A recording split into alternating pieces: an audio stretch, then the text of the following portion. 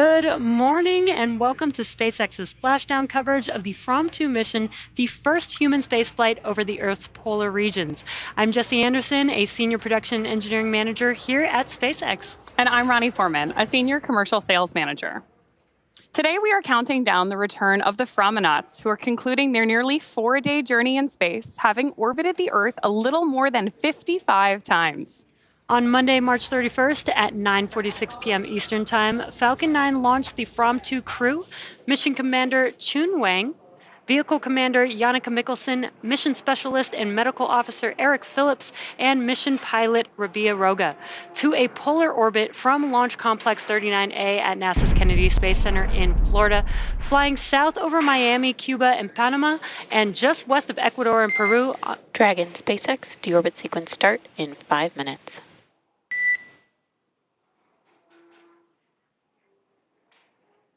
Dragon copy. And just to call out there that the deorbit sequence is going to be starting in a few minutes. Dragon successfully separated from Falcon 9's second stage about 10 minutes after liftoff and continued on its journey, successfully making the Framonauts the first crew to orbit the Earth at 90-degree inclination. And since then, the crew has been flying over Earth in a circular orbit, passing over the poles about every 46 minutes and 40 seconds, all while conducting research to help advance long-duration space exploration and capturing amazing views from space. We really have seen some incredible views from Dragon's cameras, like this one from the vantage point looking out of the cupola from the camera inside of Dragon's nose cone. And of course, the crew have been sharing great updates on X over Starlink, using Dragon's plug-and-placer system, a device that is linked to a Starlink terminal inside Dragon's trunk, which is then connected to a router, providing Wi-Fi for the crew. The placer is responsible for establishing and maintaining a laser communications link with Starlink satellites in orbit and providing high-speed internet for the crew to chat with family while in space, as well as share these incredible views and updates with all of us here on Earth, like these clips that Mission Commander Chun Wang posted on X. Now, the crew is now wrapping up their final day on orbit in preparation for splashdown off the coast of California at 9:19 a.m. Pacific time, which is just about an hour from now. Preparations for the Framonauts' return to Earth began yesterday when they initiated their first downhill phase burn, followed by the second downhill phase burn, which lowered Dragon's altitude in preparation for the deorbit burn. Which is the one we just heard called out over the nets is coming up. So then following these two burns, the crew finished out a day of research and had their last dinner on board at about 2:50 a.m. Pacific. Just before 6 a.m. Pacific, the crew donned their spacesuits and made their final cabin preparations before they begin the last series of operations prior to splashdown, which of course all brings us to right now. We are currently working towards that deorbit burn, which is planned for 8:26 a.m. Pacific. So let's take a minute to meet the crew returning home from space. I am that person that you meet in a really remote area carrying a film camera and a really heavy backpack full of camera equipment. That is me. Right now I'm pursuing a PhD in Arctic robotics. So I give brains to autonomous boats in the Arctic, which basically means my background is research. I work as a polar adventurer and guide. That essentially means that I'm taking myself and small teams, often customers, on expeditions typically to the North and South Poles. I have dreaming about space stuff for quite some time, and even as young as in my teenagers, I spent so much time following the missions, trying to calculate the orbit, trajectory, and pay very close attention, like what's going on, different online forums. As a kid, I actually spent 5 years learning how to walk again and how to reuse my motor skills, like learning to walk, learning to run, learning to jump. And in that time period, I became space obsessed. And we're photographing the planet in 3D. I thought that was really cool. Project that tied me most to space was leading a student satellite project, which was my heart and soul. It is funny because I'm going to launch before the satellite. So I look forward to seeing it come after me, I guess. Looking back historically at how we all came together, we had this polar connection. We all have a connection to an archipelago of islands that is set in the Arctic Ocean called Svalbard. I spent quite some time on Svalbard, the northernmost city or town one can live in and work from. Every crew have a certain connection to Svalbard. Jannicke currently lives there. Chun has been there. Rabea and Chun have both joined me on expeditions there. So we kind of have this connective tissue, if you like. But it so happens that we're all bringing things into this mission that are critical. We will be doing something that is quintessential to humans, and that is seeing things with our own eyes. Yeah, the Fram2 mission is like my baby. I planned and designed everything. I made a proposal. I think this is one of my life goals. Such a talented and unique crew. And right now, our recovery ship Shannon is on station, standing by to recover Dragon. And Dragon is on an ascending track on its way to rendezvous with Shannon right now. And we are getting ready to, on the recovery ship, here for in a minute, but on your screen is actually the Dragon tracker, and you can actually see where the Fram2 crew is right now, getting ready to splash down in the Pacific Ocean this morning. So we are getting ready on the recovery ship today. Is Marissa, SpaceX's senior medical research engineer. She's preparing to receive, she is actually there. You can see her on the right hand of your screen on the recovery ship. This is really awesome views thanks to Starlink. Marissa, welcome. Thanks for joining us today. Now, you joined us absolutely. Great to be here. You joined us a few days ago to talk about some research that the crew had planned. Now, what research were they able to complete on their mission? Yeah, the crew's been extremely busy up there. They have accomplished all of their objectives, which is fantastic. What I was probably most excited about was the very first X-ray in space. The crew decided to pay homage to the very first X-ray ever taken, which was of a hand with a ring on it. And they took that same exact image, a hand with a ring on it, so we could actually compare them side by side. After that, the crew took a series of diagnostic images, including the forearm, the pelvis, the abdomen, and the chest. They demonstrated the capability of a DEXA scan, which is a way that we can monitor bone health. And then finally, they took some pictures of electronics showing that we can use this as a diagnostic tool to understand what's wrong with hardware without having to pull it apart. So very successful first demonstration of the very first X-ray machine in space. That is so awesome. I love that they gave an ode to the very first X-ray ever taken. In the launch program, you also shared some of the exercise-related research that they plan to do. How did that go? Yeah, the exercise went great. We demonstrated blood flow restriction, which is the way to make exercise a bit more effective. But my favorite thing that we did with exercise was actually a demonstration where we asked the crew members to do their own experiment. So we said, you guys are the ones in microgravity. We're only here on Earth. Here's your hardware. Here's some exercise bands. You tell us what works. And we let them kind of play and explore. And I can't wait to chat with them when they come back to tell us what they learned. That's awesome that they were able to experiment with their own exercise routines. I would love to hear what they were able to do. But they do have one last big piece of research ahead of them. They are coming back home, but can you tell us a little bit more about exiting the capsule unassisted when they get back? Yes, we are going to attempt an unassisted exiting of the capsule, of the Dragon, as you said. And what we expect this to look like is the crews one at a time, getting out of their seats by themselves, taking off their footrests, bending down to grab their survival gear, which weighs about 35 pounds. And when you've been in space where everything is weightless, that might be quite heavy. Get it out of the hatch, take themselves out of the hatch, and walk down the hallway to resume their nominal medical health checks. That's going to be really awesome to see, and we'll see how well the exercise helped them while they are in space for this unassisted exit. Now, once they complete egress, what's left for you, Marissa? Yeah, well, the crew is splashing down, but their mission is far from over. After After we get off of the ship, we're helicoptering to shore. We have an hour of balance and coordination testing. That is critical to helping us understand how our bodies readapt to Earth's environment. Then we put them as soon as possible into a portable MRI machine so we get an image of their brain. And why this is so important to do so early is because we actually want to know what their brain looks like while they're in space. We don't have the technology yet to put an MRI onto the Dragon capsule, but what we can do is get them an MRI as soon as they get back to Earth so we can get an idea of all of those changes that happen to the brain.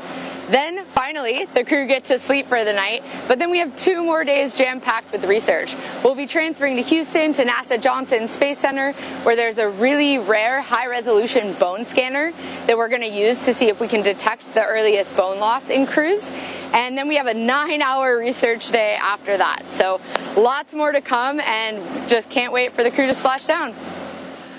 It sounds like you have a really exciting day and couple of days ahead of you. Thanks so much for taking the time to join us today, Marissa. Absolutely. Thank you. As we touched on earlier, Dragon has a series of steps to complete before returning our crew home. First, Dragon will slew, or maneuver itself in a very careful turn, into the correct position to do the deorbit burn here in just a few minutes. Then it will use its forward bulkhead thrusters to perform the deorbit burn, which will put Dragon on a trajectory to return to Earth to our splashdown location off the coast of California. That deorbit burn is expected to last about 16 minutes once it starts. Yeah, this will be the last time the forward Dracos, which are the 4 thrusters located on the top of the vehicle, will ignite. After the deorbit burn ends, the spacecraft will initiate separation of the claw mechanism. After that, Dragon will jettison its trunk. The deorbit burn will place Dragon on a precise trajectory to return to the splashdown zone off the coast of California near Oceanside. And again, this is an entirely new landing location for Dragon. This is the first time a Dragon crew will be recovered on the West Coast. To prepare for these upcoming events, right now, Dragon is autonomously going through its procedures to prepare for re-entry. One of those steps includes isolating the thermal control system fluid loops from the radiator. This system is what will help keep the internal temperature of Dragon comfortable for the crew during re-entry. Obviously, we know one of the reasons that is important is that the exterior of Dragon really heats up as the capsule begins moving through the atmosphere. That comes from 2 things, primarily. One is the friction of the actual air against the capsule, but also that the capsule is moving so fast, we're creating some compression ahead of it. So the heat shield both keeps the crew comfortable and also manages our aerodynamic approach. There's a lot of dynamic events coming up. We did expect the deorbit burn to begin just a few minutes ago, so we are waiting for confirmation on that. But we did already complete 2 phasing burns so far for their return back home. We've had some intermittent views here of the crew, which is looking great as they're preparing for that approach. Of course, at this point, weather is green, and we have our recovery team stationed out in the ocean, which is where Marissa was joining us. So we see it's a sunny day out on the ocean. We did get confirmation that the deorbit burn did begin. This burn is expected to last approximately 16 minutes. Dragon has not yet entered Earth's atmosphere just yet. The deorbit burn is what lines the vehicle up, enters it into the atmosphere, and puts it on that final trajectory to that new landing site in California. Right now, the crew are using their screens, which we had a view of just a couple of minutes ago, to keep tabs on that burn duration, Draco thruster firings, and trajectory details like entry angle, perigee, velocity, and how much time remains until the deorbit burn termination. Dragon is flying itself, so all the crew has to do is stay strapped into their seats and keep an eye on things. And after the deorbit burn ends, the spacecraft will initiate separation of the claw mechanism, which will terminate data, power, and fluid connections between the spacecraft and the trunk. And then after that, Dragon can jettison its trunk, which is the cylindrical, unpressurized part of the spacecraft that contains the solar cells that power Dragon on its mission in low Earth orbit. The trunk is currently connected to the aft or bottom section of the Dragon spacecraft, where that heat shield is located. So in order to expose the heat shield and get the vehicle ready for atmospheric reentry, we'll jettison or kind of kick off the trunk. Claw separation and trunk separation will happen quite quickly after the deorbit burn ends, just about a minute apart from one another. Now, since 2019, Dragon recoveries have primarily occurred off the coast of Florida, but starting with Fram2, recovery operations will move back to the West Coast to support Dragon splashdowns off the coast of Southern California. This will ensure that Dragon's trunk, when jettisoned, will re-enter over the Pacific Ocean. Now, SpaceX engineers did some tremendous work to adjust for this, which included changing how Dragon maneuvers before deorbiting and updating the timing of when the trunk separates from the spacecraft. On previous Dragon missions that returned to Florida, the first step in the process involved Dragon performing a slew to maneuver itself sideways. The claw, which provides data, electrical, and fluid connections between Dragon and the trunk, would then disconnect, and the trunk would be separated, exposing Dragon's heat shield for reentry. Dragon then slewed to its deorbit attitude, with its nose pointing in the direction of travel in preparation for the deorbit burn, using the 4 forward bulkhead Draco thrusters, which you've got a good view of the configuration of Dragon on your screen right there. Then after the deorbit burn, Dragon would close its nose cone and maneuver it into a heat shield first position, or the reentry attitude. Dragon then re-entered the atmosphere, deployed its parachutes, and splashed down at the selected site. But now, Dragon will perform the deorbit burn while the trunk is still attached, ensuring its disposal over the open ocean on the same trajectory Dragon is traveling. Starting with Fram2, today, Dragon will first slew to the deorbit attitude with the nose pointed in the direction of travel. Dragon will use its forward bulkhead thrusters to perform the deorbit burn, which will last about 16 minutes, as we've been mentioning. And then the deorbit burn is what will line Dragon up for re-entry into Earth's atmosphere. Then after the deorbit burn, Dragon will disconnect from the trunk. The trunk will be jettisoned while Dragon's nose is pointed toward where we're going. This ensures that the trunk will move away from Dragon, trailing behind it. And that, of course, means that the trunk will be moving slower than Dragon and won't recontact with the capsule after separation. After that, the nose cone will cover the forward bulkhead thrusters and the cupola observation window that's been giving us those great views we've been seeing on X, helping to protect the crew during re-entry. Once the nose cone is closed, Dragon will slew or maneuver to that re-entry attitude like we've described a couple of times here, heat shield first. And during re-entry, we will have an expected loss of communications with Dragon for about 6 minutes as Dragon passes back into the Earth's atmosphere. Nitrox is used to cool the cabin and the spacesuits to keep the crew comfortable during re-entry, which is the same type of breathable gas sometimes used in scuba diving. Now, we are expected to regain communication around 9:12 a.m. Pacific time, although the timing isn't exact. After we regain communication with Dragon, about 3 minutes will pass before the drogue parachutes deploy. These are the 2 smaller parachutes that are designed to stabilize Dragon and slow it down before the release of the main parachutes. Then less than a minute after the drogue parachutes deploy, we'll release the 4 main parachutes. These are the big orange and white parachutes that I'm sure you've seen on previous splashdown broadcasts that further slow down the spacecraft. Over the course of 3 minutes, the drogues and the mains work together to bring the vehicle velocity from 350 miles per hour down to just about 15 miles per hour. Yeah, very fast slowdown. Now, as we mentioned a few minutes ago, the crew is going to be heading today to near Oceanside off the coast of California. And there you can see on your screen. There are 3 sites supported by SpaceX located off the coast of Southern California, including Los Angeles, Oceanside, and San Diego. Spreading the supported sites across multiple locations helps to maximize the return opportunities for Fram2 and future Dragon missions, lowering the chance we'll have to wave off due to bad weather. Now, in a wave-off scenario, Dragon would remain in orbit until the next landing attempt.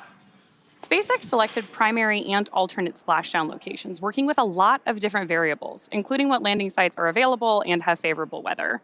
Dragon has the ability to execute a unique series of orbit lowering maneuvers using those Draco thrusters to line up the ground track for each primary location, and then maintain the capability to change to alternate sites in free flight as weather constraints dictate. But as we've heard today, weather is green for that Oceanside landing. At certain milestones during the mission, the SpaceX team evaluates the forecasted weather conditions at the primary and alternate splashdown sites to make that go, no-go call for splashdown and recovery. For return, the teams constantly monitor weather at each site. Some of the obvious no-go conditions are rain or chance of lightning in the recovery zone, both for the safety of the crew inside the spacecraft, but also the recovery teams that are on the water. The SpaceX team also looks for wind speeds less than 15 feet per second or about 10 miles per hour and relatively calm seas so that we can safely execute recovery operations, which includes landing a helicopter on the recovery ship to fly the crew back to land, which we saw Marissa standing on. Yeah, that's awesome. For these operations, SpaceX closely coordinates with the United States Coast Guard to establish a safety zone to ensure both public safety and the safety of those involved in the recovery operations, as well as, of course, the crew on board in the returning spacecraft. Multiple notices are issued to mariners in advance of and during recovery operations, and Coast Guard patrol boats are deployed to discourage boaters from entering the splashdown zones. We, of course, do want to stress to the public the need to respect that safety zone today. Recovering a spacecraft from the water is a hazardous operation, and any boats interfering increase risk to the astronauts in the spacecraft, the teams working to recover them from the water, and the safety of those that come too close.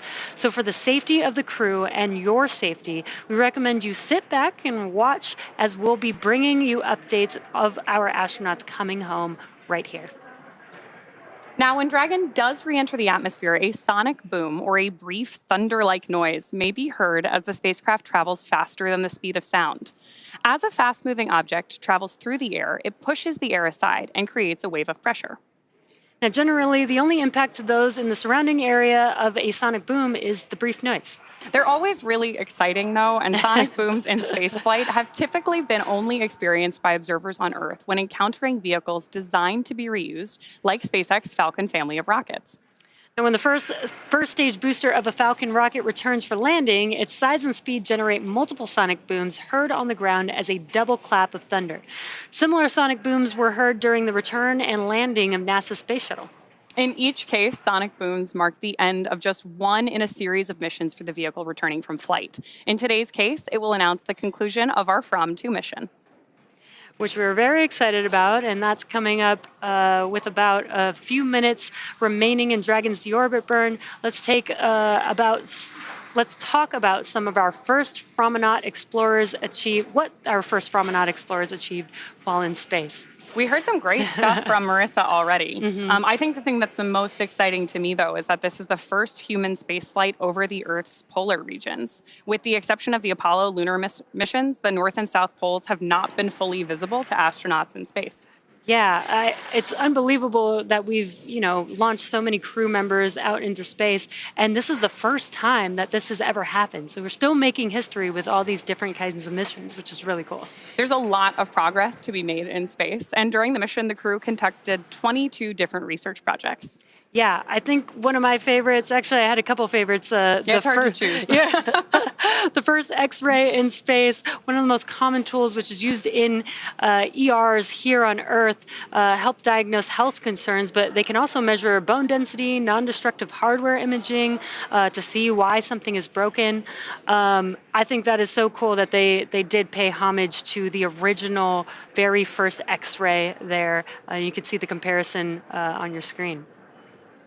And it's amazing to think that the distance between those two images is about 130 years. Oh, wow. That is pretty incredible.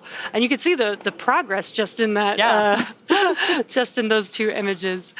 They also performed the first exercise in Dragon, which I thought was cool. Loved hearing about that, yeah. On the International Space Station, they do exercise all the time. It's really important for the astronauts in space, especially for long duration missions, to make sure that they're keeping their muscles strong as we don't have the gravity that we have here on Earth out in space.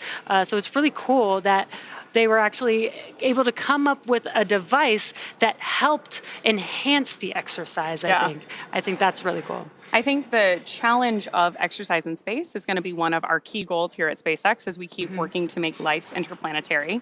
So, of course, one of the experiments on board tested those blood flow restrictions to see if we could generate more strenuous exercise with less space and in less time, given the Dragon is a capsule designed for 4 people in this case, but can actually fly up to 7. And I also love that we get to see what the crew came up with their own kind of self-experiment, saying what can you do in this space, what makes sense, and what seems worth doing. Yeah, I'm really curious to hear, maybe I wonder if it was the same exercises. Did they do team exercises, or did they have their own individual ones that worked specifically for each person, since everybody's a little bit different? Yeah, I'm looking forward to hearing the findings on this one for sure. Yeah. The next one, though, that I'm also excited to hear about is growing oyster mushrooms in space. This is the first time oyster mushrooms have been grown, but there is certainly an optimism here that mushrooms will be a perfect type of space crop. In some cases, they can double in growth every day, helping astronauts to meet their nutritional needs on long-duration space missions like those to Mars. Yeah, with all that working out that they're going to be doing in space, they're definitely going to need some food to keep them energized.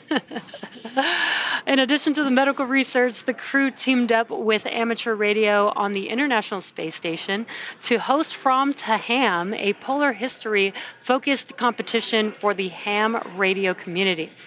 Now, while the crew orbited, they transmitted images of various locations mixed up as puzzle pieces.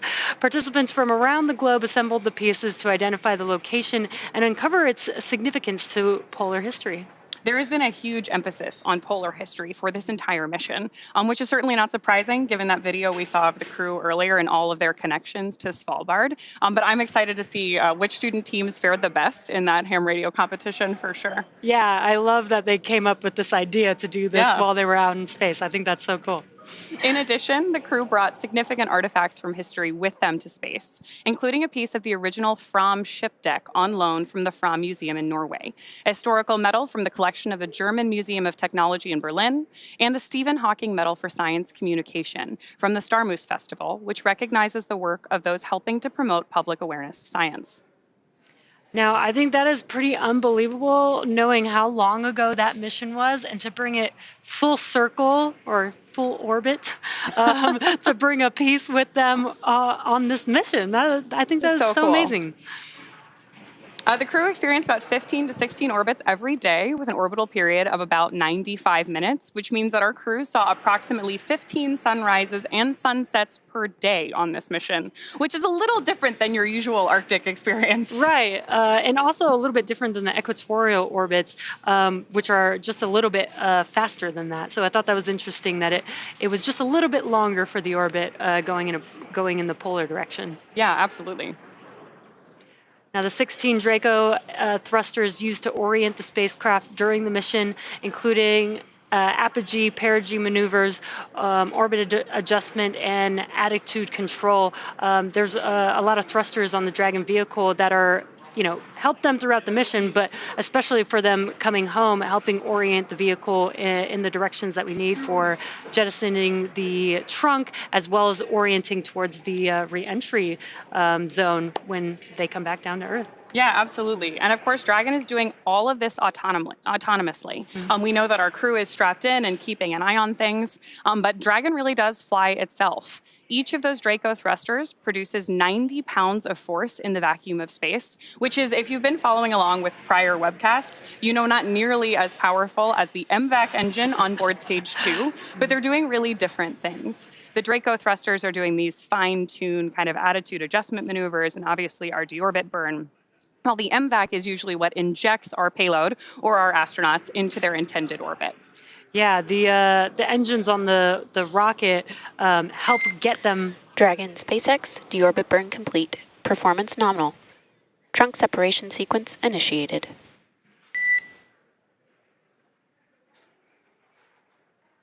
Dragon copy.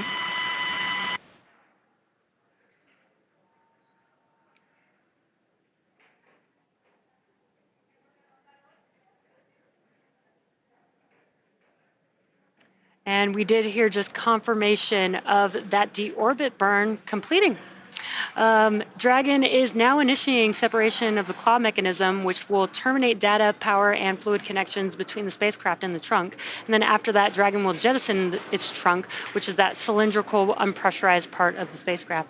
The trunk is currently connected to the aft or bottom section of the Dragon spacecraft, which is also where the heat shield is located. So in order to expose the heat shield and get the vehicle ready for atmospheric reentry, we jettison the trunk. So we'll listen in now for that milestone. Nominal trunk jettison. Right on schedule. Great news. Dragon copy, nominal trunk jettison. Great news. We just heard that call out and confirmation that the Dragon trunk has now separated. We always do that call and response from mission control to the crew on board too, to make sure that everybody's staying in tight communication for critical operations like this. So Dragon will now slew, which again is that careful turning maneuver, to the re-entry attitude. Heat shield first, as the trunk gradually drifts further and further away from the spacecraft. Next up, Dragon's nose cone will be closed to protect the forward hatch during re-entry. The crew will keep using their screens to monitor the locking of the nose cone, which is done by a set of hooks. And that is coming up here in just a couple of minutes, and we're getting some great views of our recovery ship here on your screen right now too. And we've been talking about weather. Weather looks excellent there in the recovery zone. Dragon is also beginning to flush nitrox into the cabin and continuing to top off the crew's suits with cool air. This is what will allow the cabin temperature to remain comfortable while the external temperatures reach 3,500 degrees Fahrenheit, which is pretty hot. The heat shield will now be pointing forward, leading the spacecraft to the landing site. These views are so incredible. Again, that is our recovery ship Shannon with the recovery team. They're patiently waiting for the Fram2 crew to make their way back home on Earth. You could tell from that interview we did with Marissa earlier how excited they all are to welcome the crew home, hear their experiences firsthand, and obviously do some of those initial experiments right away, even as the capsule or as the crew exits the capsule unassisted for the first time. Yeah, exactly. I'm sure everybody that has been working with this crew, it's been a while. The mission did not just start on Monday. There's been a lot leading up to it and preparing for all the research that they've been doing, and they still have a little bit more when they get back home.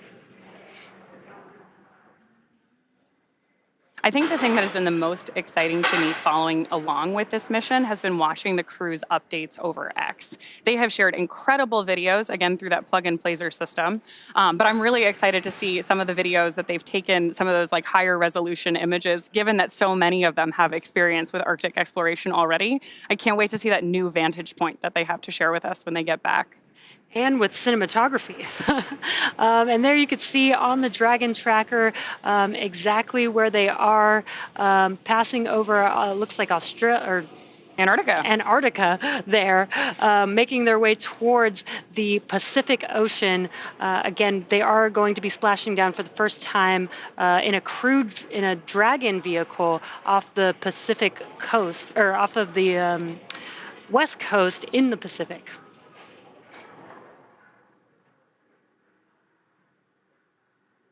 And I love that we have some daytime views, because this looks amazing. I can't wait to see what Dragon looks like when it's coming through, back through the atmosphere and landing in a beautiful morning here in Southern California.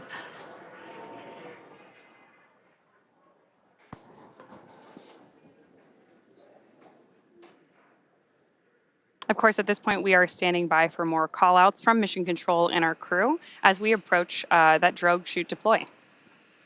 And the next event that we should hear potentially a call-out for is the nose cone closing. Now at this point, we've completed 2 phase burns, a deorbit burn, jettisoning the trunk, and next up we will have the nose cone closed in preparation for splashdown. We do have confirmation from our team that nose cone close is in progress.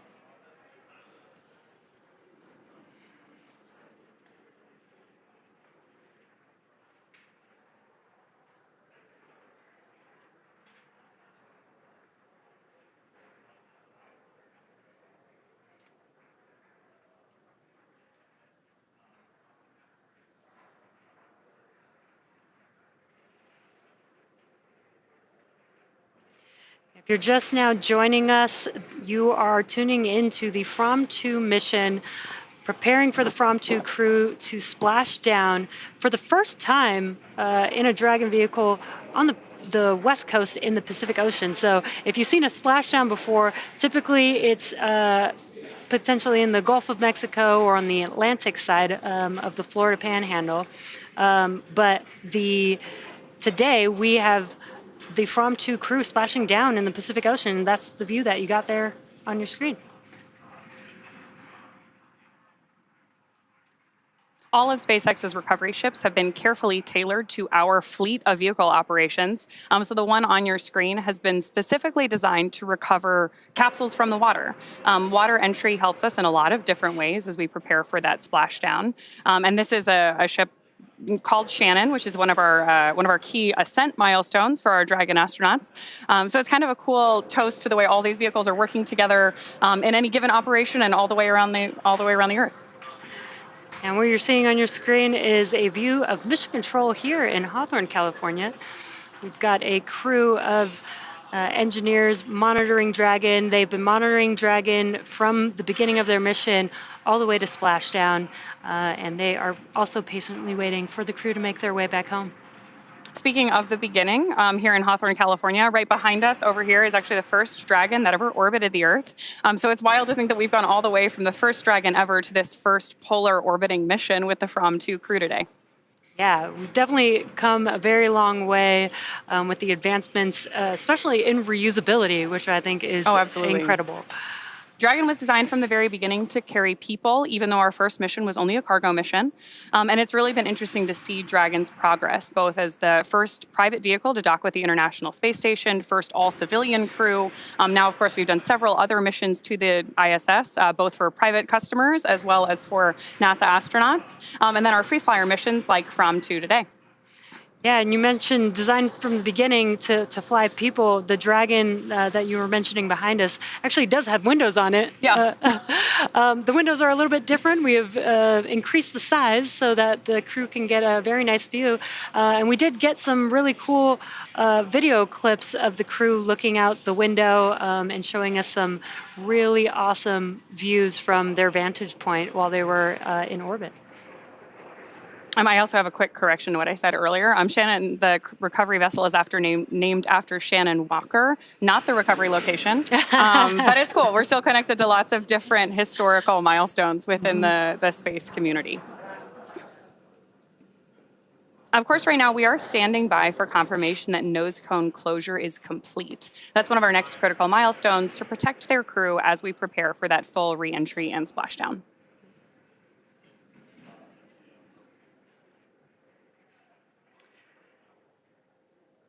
Yeah, I'm really excited to see. You know, we got a few clips here and there.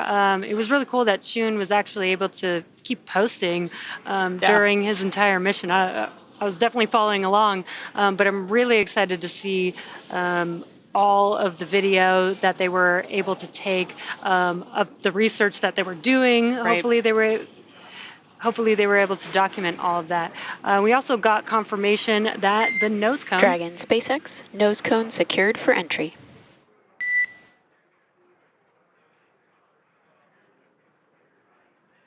SpaceX Dragon, copy. There we've got that confirmation of closure. That's great. Perfect timing. Next up, we'll be entering a communications blackout, which you mentioned earlier. This is going to last about 6 minutes. Now, that should begin in about 18 minutes from now.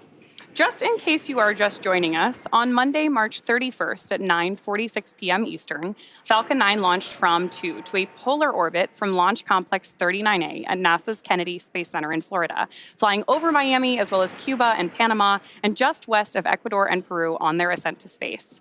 In fact, the crew had a great time flying over LC-39A on flight day 3. Let's take a look. I can see our launch pad from here. Oh. Do you see it? Yeah, Key West.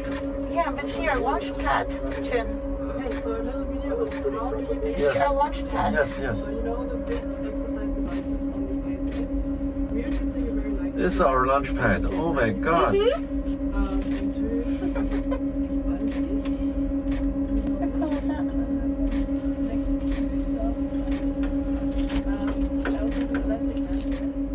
So cool, and it was really cool to hear the reactions in real time in that video. Dragon successfully separated from... Dragon, SpaceX for entry sequence. Report when ready to copy.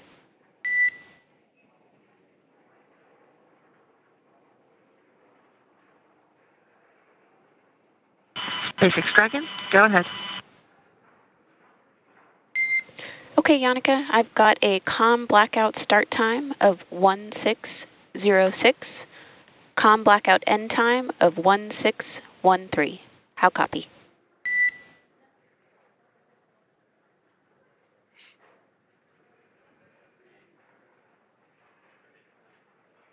Dragon copy. That is a blackout time of 1606 and end time 1613. See you on the other side at 1613. That's a good copy. With that, can you please verify tablets are secure behind the elastic band, visors are down, and restraints are tight?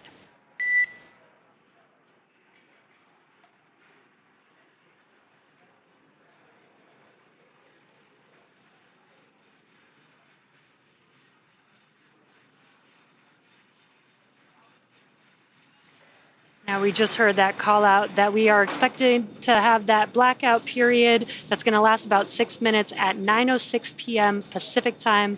And so we should expect confirmation of communication again around 9:12, 9:13 a.m. Pacific time. And the crew is preparing for that blackout period.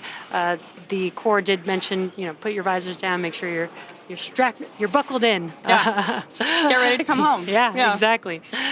Now, Dragon successfully separated from Falcon 9's second stage about 10 minutes after liftoff and continued on its journey. SpaceX Dragon, all 4 crew members, tablets restrained, restraints tight, and visors down.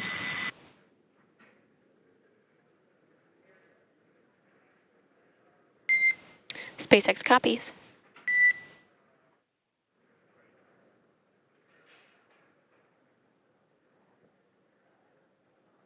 And good confirmation that they're all strapped in, visors down, ready to go. Over the last 4 days, the crew have been flying over Earth in a 90-degree circular orbit, passing over the poles about every 46 minutes and 40 seconds, all while conducting research to help advance long-duration space exploration. And Jannicke, one of our crew members on board, is a cinematographer by trade. So she has taken every possible moment to capture her experience throughout the mission. Fram2's return to Earth actually began yesterday, around when they initiated their first downhill phase burn, followed by the second downhill phase burn. Each of these events involved short firings of Dragon's Draco thrusters to lower Dragon's altitude in advance of re-entering the Earth's atmosphere. Now, following these 2 burns, the crew finished out a day of research and had their last dinner on board at about 2:50 a.m. Pacific time. And just before 6 a.m. Pacific time today, the crew donned their spacesuits and made their final cabin preparations before they began the last series of operations prior to splashdown. Before our Fram2 left on their journey, we had a chance to hear what they had planned to do in space, so let's take a look.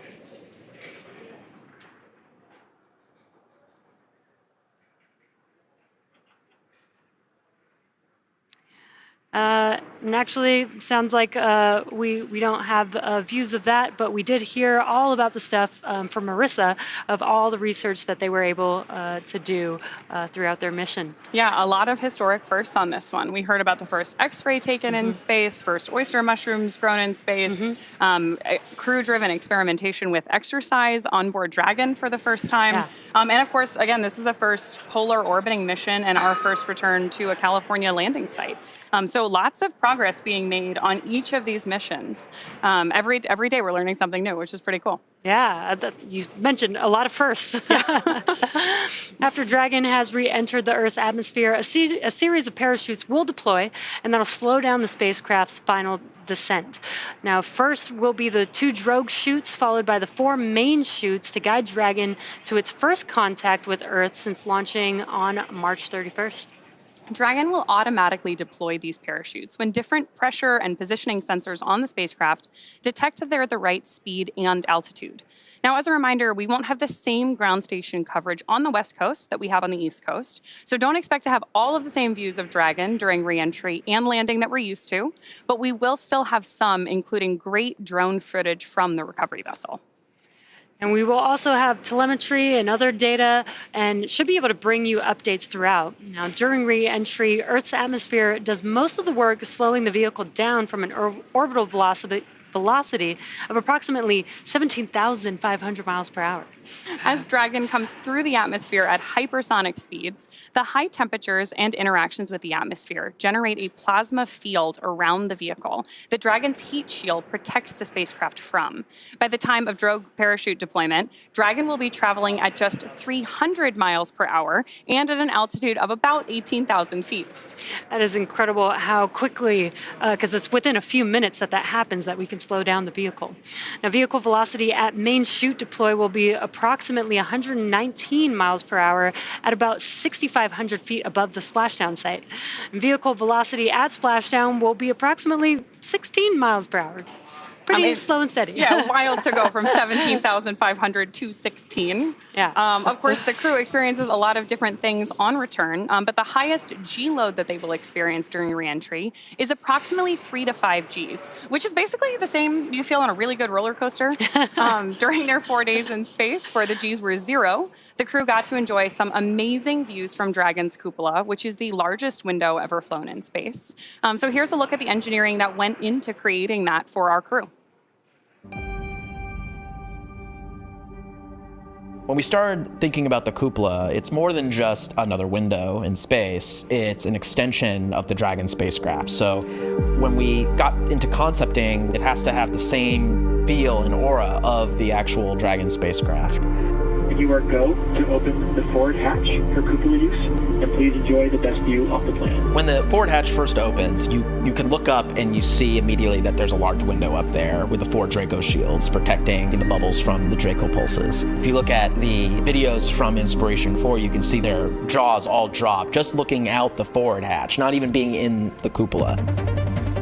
The most notable thing to me is that it looks so simple on the outside, but the deeper you go, the more you uncover more complexities within it. There's 3 different bubbles that make up the cupola. The exterior-most bubble is our thermal bubble, which is designed to protect from micrometeorite debris that we could experience on orbit. The center bubble is the pressure pane, which holds in all the pressure. And the innermost pane is our scratch pane, designed to protect from anything that the crew inside might be doing.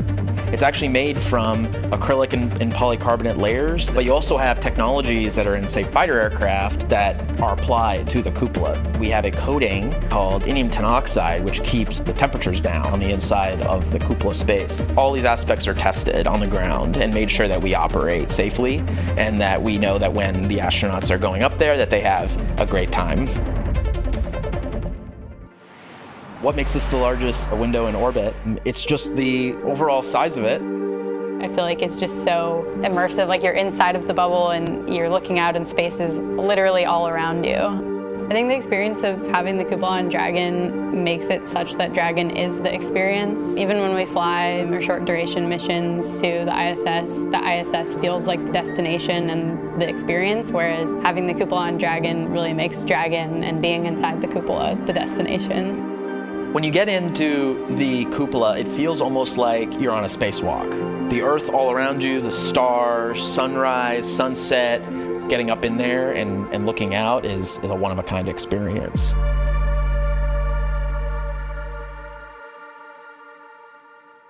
Dragon's primary heat shield is comprised of Pika 3.0, which stands for Phenolic Impregnated Carbon Ablator.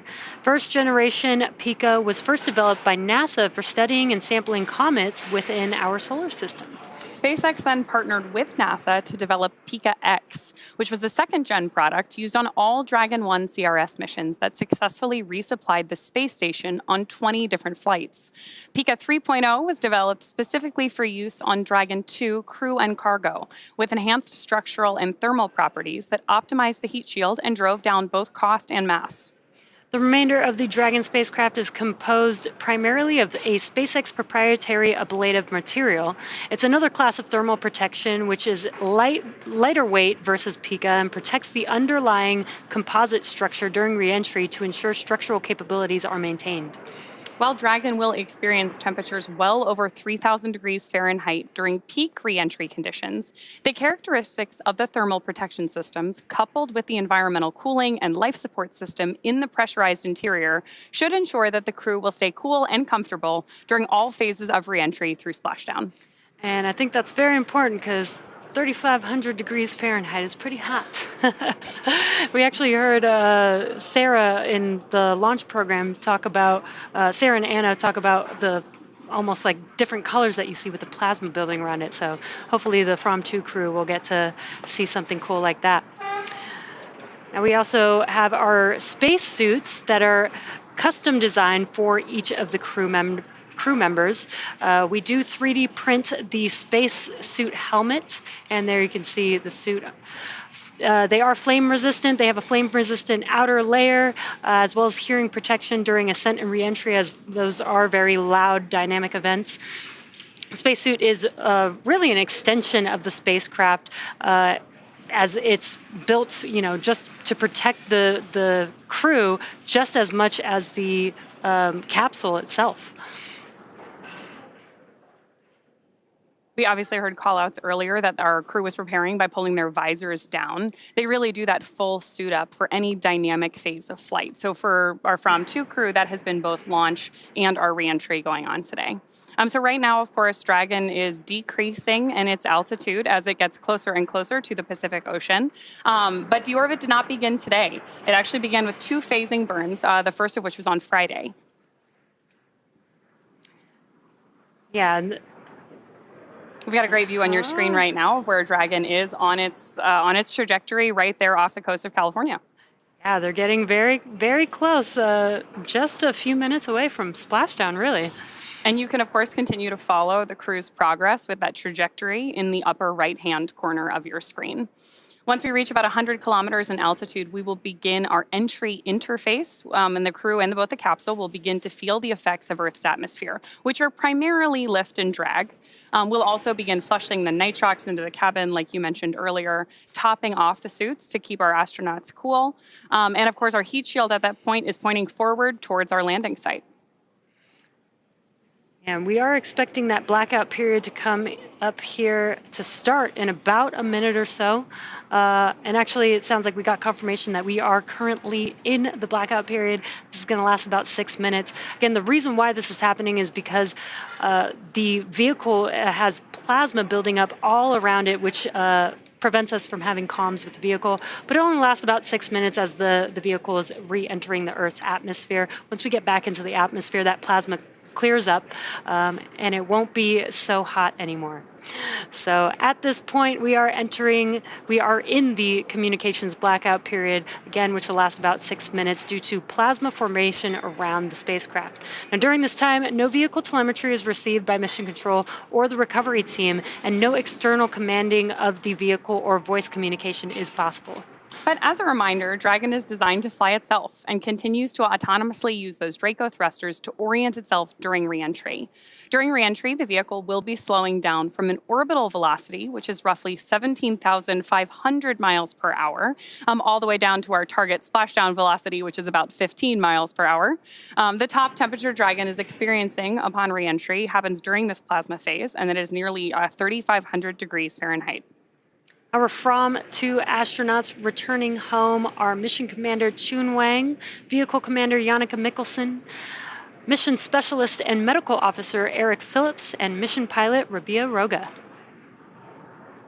Just in case you are just joining us, we are wrapping up a mission that began on Monday, March 31st at 9:46 p.m. Eastern Time when Falcon 9 launched our Fram2 crew to a polar orbit from NASA Launch Complex 39A from Kennedy Space Center in Florida. Dragon successfully separated from Falcon 9's second stage about 10 minutes after liftoff and continued on its planned polar journey. Since then, the crew has been flying over Earth's polar regions while conducting loads of research to help advance long-duration space exploration and our understanding of human health in space. And they have been uploading some great updates and visuals from space, like the clips we were showing earlier and like the clips that Mission Commander Chun Wang has been posting on X. We have also seen some incredible views from Dragon's onboard cameras, like this one from the vantage point looking at the cupola from outside of the spacecraft.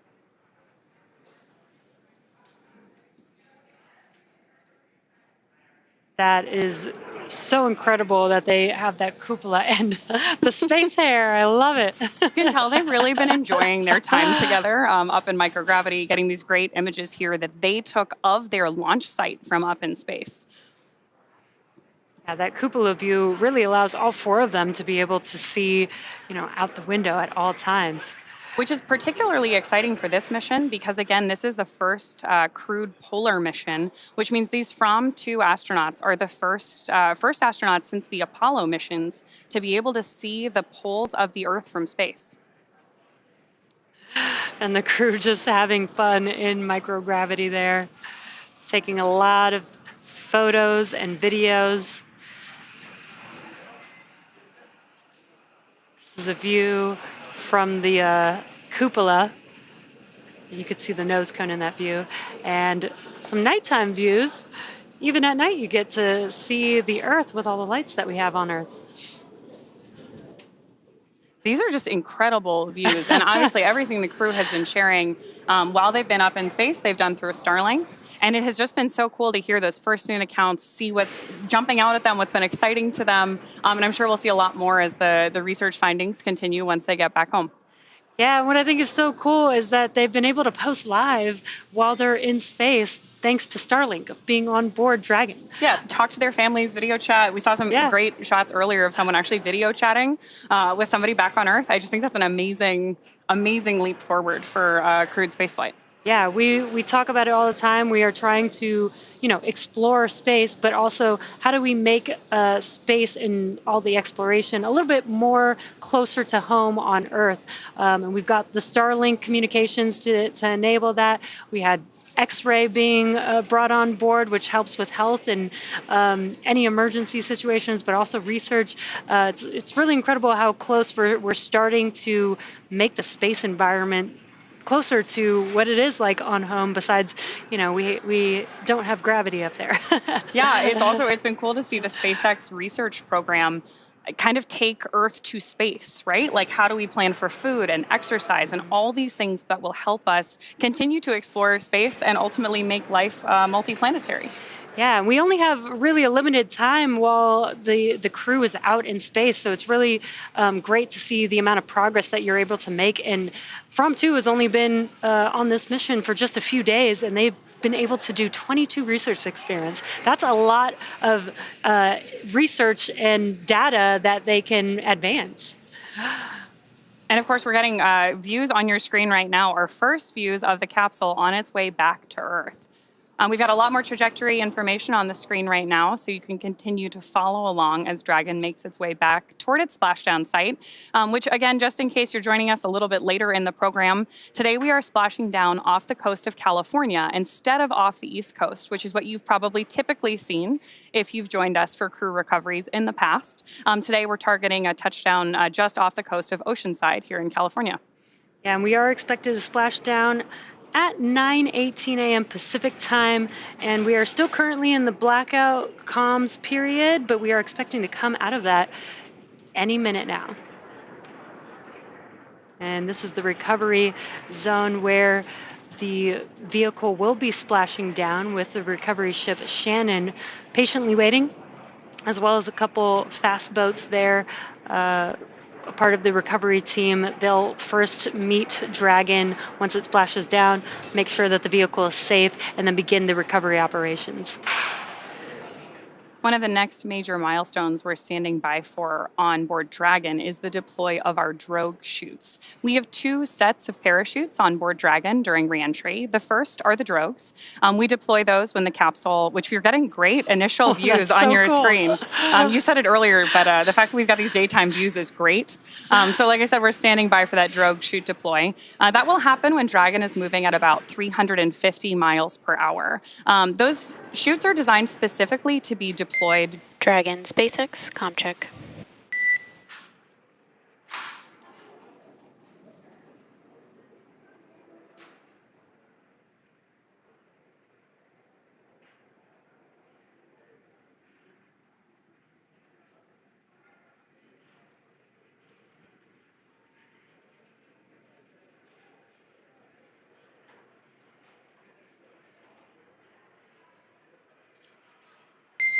Dragon, SpaceX, comm check. SpaceX Dragon, we have you loud and clear. How me? We have you the same. We see a healthy flight computer. Expect automated chute deployment. Dragon, copy.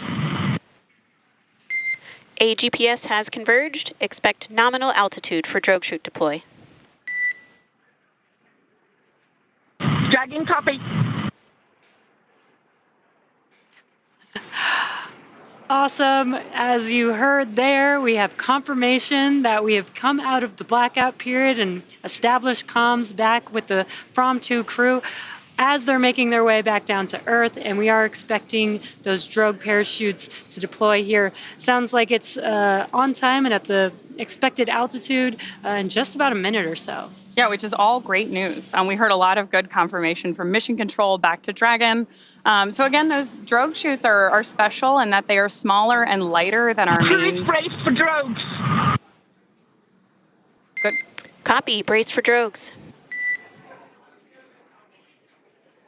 You can see on your screen that the seats are rotating in preparation for splashdown, and the crew is bracing for the drogue parachutes. They're going to feel maybe a little bit of a jolt as the vehicle is going to slow down very quickly. And this is such an incredible view that we're seeing of Dragon because of the daytime views that we're getting here. This looks amazing.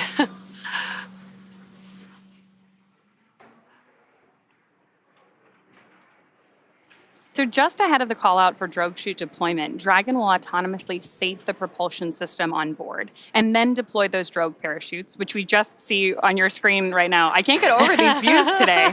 And of course right now... Visual on 2 healthy drogues. Good news there from Mission Control. Copy. We see the same. 2 healthy drogues. And good response from our crew. This is a view on board Dragon, looking at the drogues. SpaceX Dragon, crew brace for mains. Copy. Brace for mains. And we are expecting the main parachutes to deploy here in under a minute or so.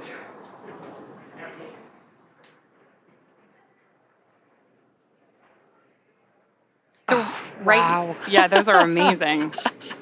Right now, those drogue chutes are doing that initial slowdown, and it looks like we're getting views here of main parachute deploy.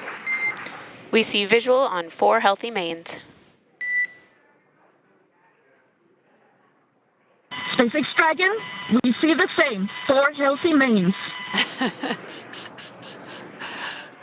And you can see that the main parachutes have deployed.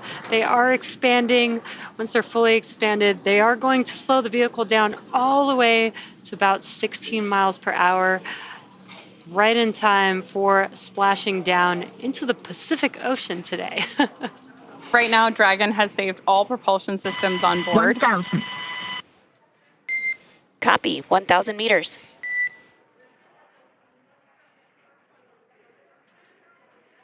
Dragon right now is also terminating the nitrox suit and cabin purges and is beginning to increase pressure in preparation for landing. And additionally, the mission control team here in Hawthorne is reporting the precise landing coordinates to the recovery team so that they know exactly where... 800. Where the... Copy. 800. Exactly where they're expected to touch down. And you are hearing those call-outs. We are confirming the altitude as the vehicle makes its way back down to Earth. And of course, now that we've had confirmation of both drogue and main parachute deployment with these great views of our crews inside Dragon on your screen now, our next major milestone is splashdown. Yeah, very excited with these awesome views that we're getting. 600. 600 meters. Landing in water is simpler, therefore more reliable, and it provides more margin against unlikely parachute issues. Now, we had to learn how to make Dragon waterproof, but once you do, it's rinse, review, and reuse.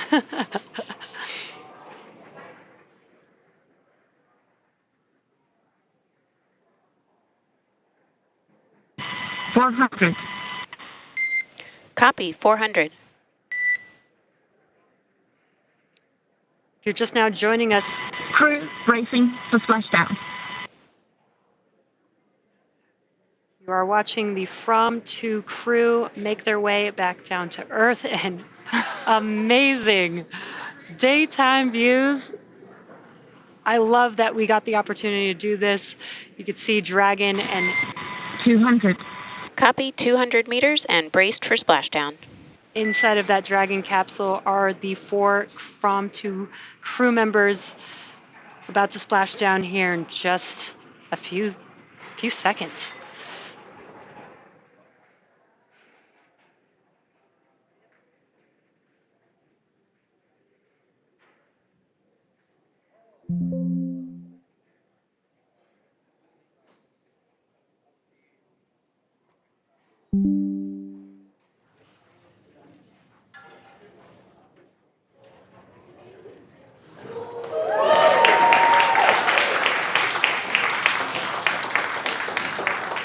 Welcome home, Fram2. We have confirmation of splashdown of the Dragon spacecraft. Dragon has returned home with the Fram2 crew.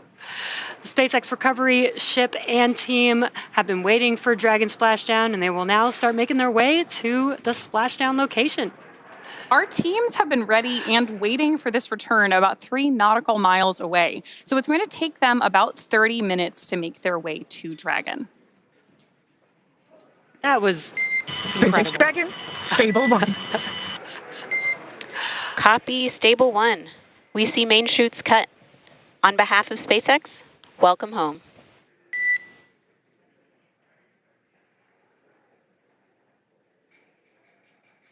Great confirmation there from our mission control team that we've seen main chutes cut.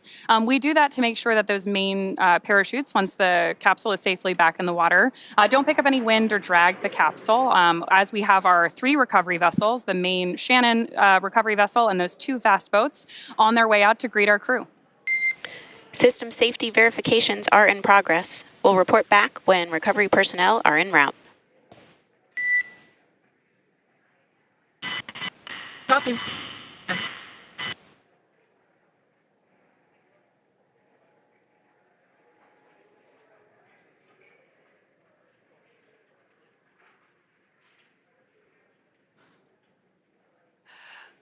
Pretty up-close view of the Dragon spacecraft. The Fram2 crew still inside.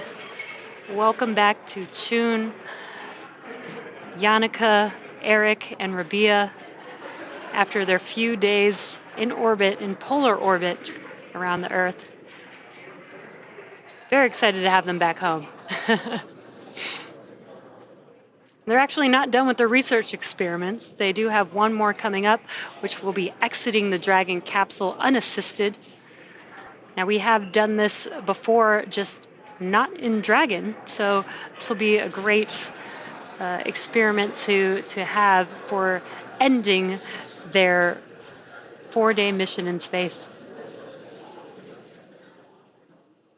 This crew really has contributed to a tremendous number of experiments. They did 22 while on orbit, contributing to a lot of firsts, as well as continuing some longitudinal studies that have been in work for quite some time.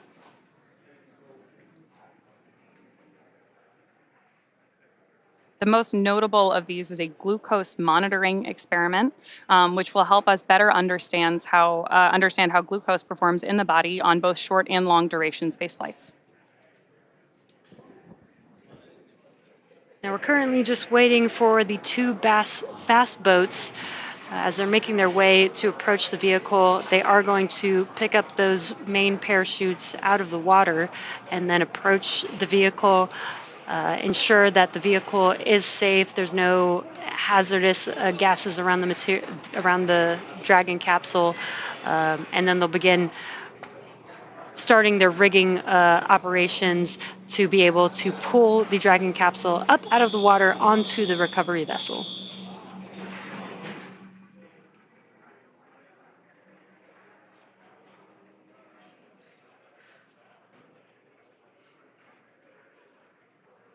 Right now, our Fram2 astronauts are safely inside Dragon as we await for those recovery teams to arrive. Again, they have been stationed about 3 nautical miles away. And then during our final descent, our team was locking in on the precise GPS coordinates of Dragon on landing to communicate that to those recovery teams.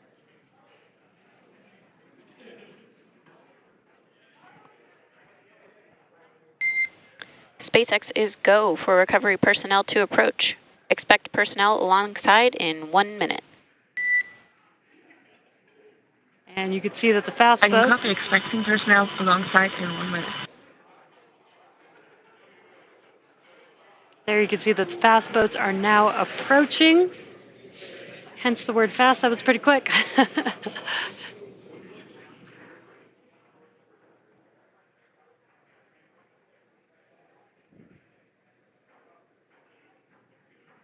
What a view. We are in the Pacific Ocean. This is the first time Dragon has splashed down off the west coast. It's so awesome that we got daytime views of this moment here. Now the recovery team is approaching the Dragon capsule. As I mentioned earlier, they are going to try and make sure that the vehicle is safe before they begin additional recovery operations. At this point, Dragon has already autonomously completed several steps to safe itself following splashdown. For those of you just joining us, our mission has gone smoothly so far. Fram2 successfully splashed down off the coast of Oceanside, California in the Pacific Ocean at 9:19 a.m. Pacific. Dragon successfully re-entered the Earth's atmosphere, followed by deployment of its parachutes to slow the spacecraft down to a gentle splashdown. And again, we're now awaiting Dragon's recovery. Great views from this drone that's overseeing recovery operations at the moment. Upon detection of landing, Dragon automatically releases those main parachutes to prevent the wind from pulling the spacecraft. Dragon then automatically safes any pyrotechnics still present on board the vehicle and may automatically perform additional minor system reconfigurations. The astronauts remain seated in their suits at this point, but the onboard air conditioning keeps temperatures in check inside the spacecraft, and the communication systems on board remain powered so the crew can continue to communicate. SpaceX has 2 fast boats in our recovery fleet, one of which you can see just behind Dragon, and a couple others moving around at the moment, that move quickly to the splashdown point. They're being followed by Shannon, our main recovery vessel, which will move into position upwind of the spacecraft. Now, the 2 fast boats have very specific roles. The first approach is focused on immediate safety inspection of the spacecraft integrity and checking for any presence of hypergolic propellant vapors, ensuring that it is safe for Shannon to approach the Dragon spacecraft. Then once Dragon is cleared for full approach, the team begins rigging the spacecraft for water recovery by the recovery ship. The second fast boat is responsible for parachute recovery and also serves as a redundant boat to the first. And of course, if you've seen droning in and out of the frame here, a team member of ours on a jet ski also helps to gather up the now detached parachutes. It'll take a little over 10 minutes for the recovery crew to complete their safety checks, and then once they're complete, the team will begin preparing Dragon to be lifted into the recovery vessel. As part of the preparation for this lift, one member of the recovery team will climb on top of the spacecraft so that they can attach Dragon's hoist rings and connect the lifting lines. It will take us less than an hour to raise Dragon to the recovery boat and for the crew to exit the spacecraft. And again, today, they will be exiting the spacecraft unassisted. And hopefully they were able to work out a lot in the last 3 days and potentially may not see much of a difference. We do know that while you're in space and you don't have gravity, you may lose some muscle mass and some bone density, but with a short trip and being able to have the workout equipment that they had, we'll see how their exiting of the spacecraft goes unassisted today. We heard earlier in our webcast today, too, that that's not just them exiting the capsule. They're still wearing their spacesuits, obviously, and altogether the equipment that they're carrying weighs about 35 pounds, which may not sound like a lot, but after you've been up in zero gravity for quite some time, right. In our case, it's been about 3.5 days for our crew. Hypergol sweeps and unfired ordnance checks are nominal. Rigging in progress. Approximately 25 minutes until capsule lift. Stand by for PMC with the SpaceX flight surgeon. Dragon copy on all and standing by for PMC with flight surgeon. Good call-outs there that our first set of safety sweeps by that first fast boat are complete on board Dragon. Our recovery teams are now preparing to lower the vessel's hydraulic lift mechanism on board Shannon into the water to bring the spacecraft back up onto the ship. We have an on-deck translation system known as the nest, and that's where we'll put Dragon. Dragon will then remain in the nest during crew extraction and for the journey back into port. Dragon is currently done being inspected. We did get the go that the vehicle is safe. And you could see there on your screen the recovery team member on board Dragon, attaching some lifting rings and hoists in preparation for that lift.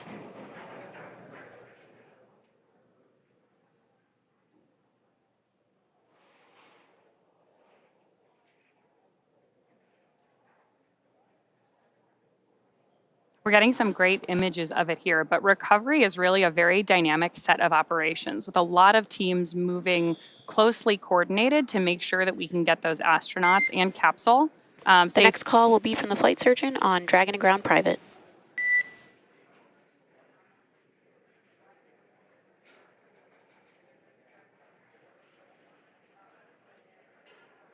A little more communication there from our core to our crew on board about what to expect. And obviously our teams are continuing to work here to make sure everyone is as safe as possible.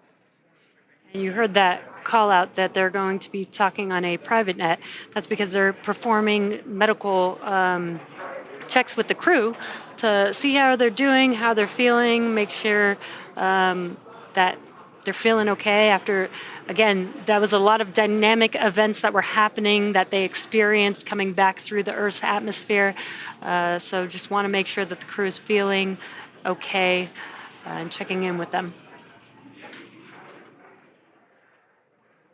Right now we have images on your screen of that first fast boat beginning to connect some of the lift rigging to the top of the Dragon capsule.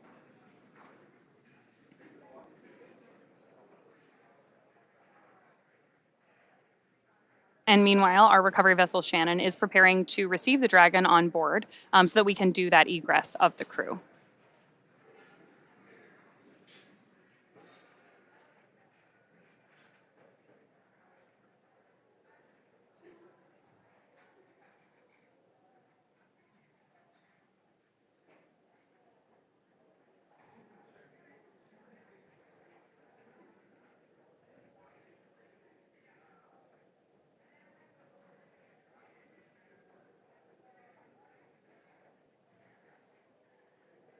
Once again, if you're just now joining us, you are tuned in to the Splashdown program as Fram2 has made their way back down to Earth.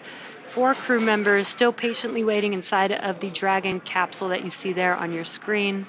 And we are currently in procedure of the recovery operations. The next milestone that we should be able to visually see will be when the Shannon recovery vessel approaches the Dragon capsule, and then we will lift the capsule up out of the water into what we call the Dragon nest on board the recovery ship.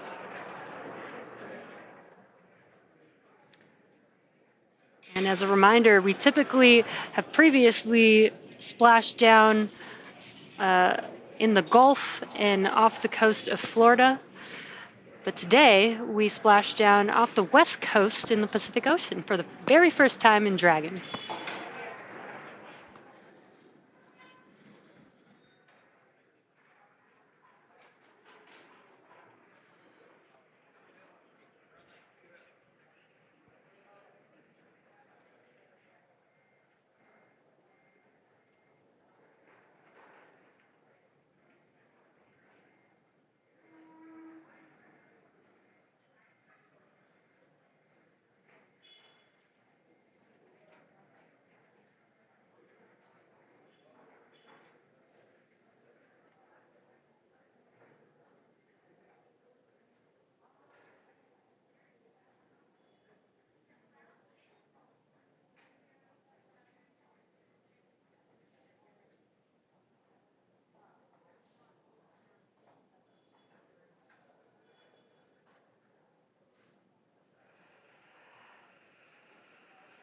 And the Fram2 crew is still patiently waiting inside of the Dragon capsule there on your screen.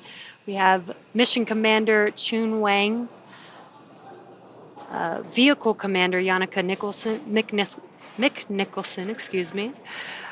Our mission specialist Eric Phillips and mission pilot Rabea Rogge, completing their 4-day mission in polar orbit.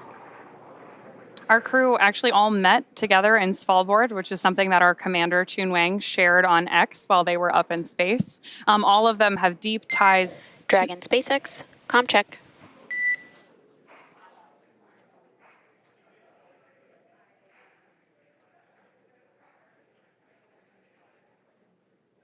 SpaceX Dragon, repeat. Comm check.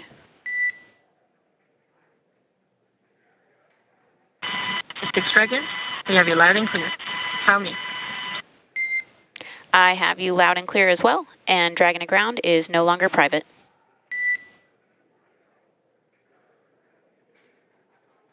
Dragon copy. Some additional communication there between our crew and mission control here in Hawthorne, California.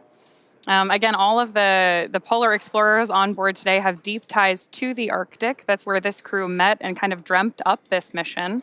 And now we are currently waiting for their exit from the capsule, returning as the first polar explorers from space.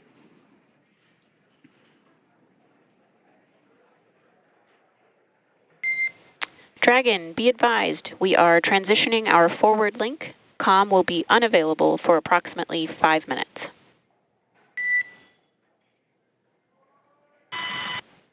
Dragon copy on comm available for approximately 5 minutes.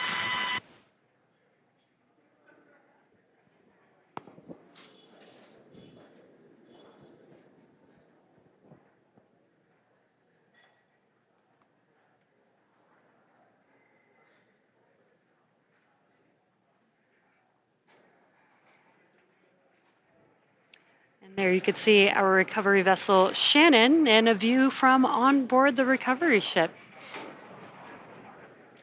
Now this is the deck that the crew will walk out onto when they first exit the vehicle. The Dragon capsule will be lifted at the end of the vehicle, or the recovery vessel there, into the Dragon nest, and then it'll translate forward. And there you can see the Dragon nest a little bit better there. It'll translate forward to that deck where the recovery team can open the hatch and allow the crew to exit the capsule.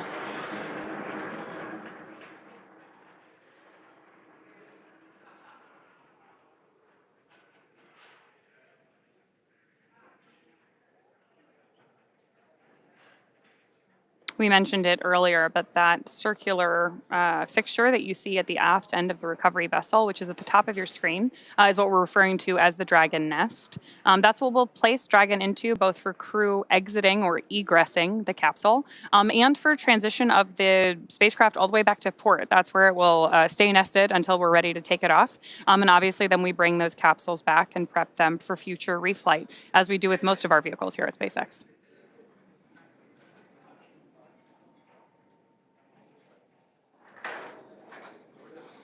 Yeah, this capsule actually flew 3 times prior to the Fram2 crew. It supported the Crew 1 mission a few years ago, which is wild to think in the past few years that we've had so many crew missions, and now today concluding a fully commercial civilian mission. Our second, actually. Our first was onboard Inspiration 4. We've had several different free-flying missions since then. Obviously, Polaris Dawn last year, Fram2 today. But lots of different use cases for Dragon. We see it transport NASA astronauts. Dragon SpaceX, comm check. SpaceX Dragon, we have you loud and clear. Tell me. Copy. I have you loud and clear as well. We have completed our forward link transition. Dragon copy. good confirmation there that we're continuing that communications between mission control and Fram2 on board. And again, we were just talking about the many different use cases for Dragon, whether it's flying NASA crew members to the International Space Station, these private first-of-their-kind free flyer missions, or taking cargo up to the ISS as well. Yeah, it's really cool to see kind of how this Dragon capsule has expanded through each one of the missions. Its first launch being with Crew 1 had the docking adapter on that with the ISS, and then the second flight was actually Inspiration 4 with the cupola, the third flight with Polaris Dawn with the Skywalker hardware, and then back to Fram2 with the cupola again with some of the coolest views. So. And again, that cupola is the large domed window on the top side of Dragon. We've had it covered in the shots that we've seen of Dragon because we closed the nose cone prior to reentry.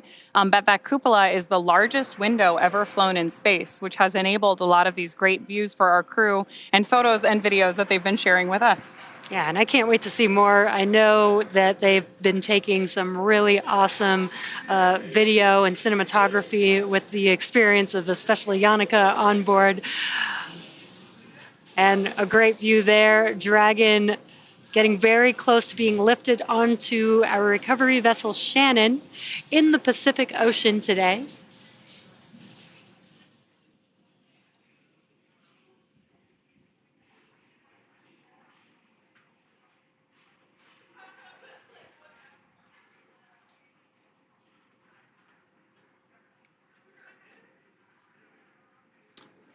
Right now, our teams are working on lowering the vessel's hydraulic lift mechanism on board Shannon into the water to bring Dragon up on deck. We'll go ahead and put it in the Dragon nest we were talking about a little bit earlier there. This really is a closely coordinated effort between a lot of different teams, and we're seeing a lot of different vessels, team members, all work together in these different shots that we're getting from the drone covering recovery today. And you can see how calm the water looks in the Pacific Ocean. That is one of the weather factors that we do monitor for a crew splashdown. And it looks very calm. Weather looks great. Blue skies. I'm sure the crew will be happy to step out for the first time, get their first breath of fresh air from the Pacific Ocean and see some blue skies. Yeah, their first experience back on Earth since they launched on March 31st from Kennedy Space Center in Florida.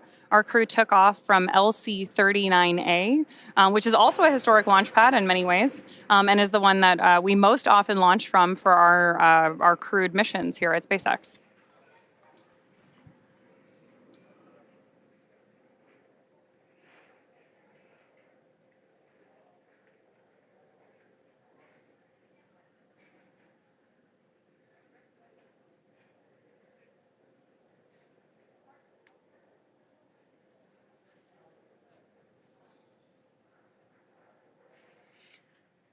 And we've mentioned this before, but as you can see on the recovery vessel, there is a helicopter pad there. And that was what Marissa was standing on when we were talking with her earlier through Starlink.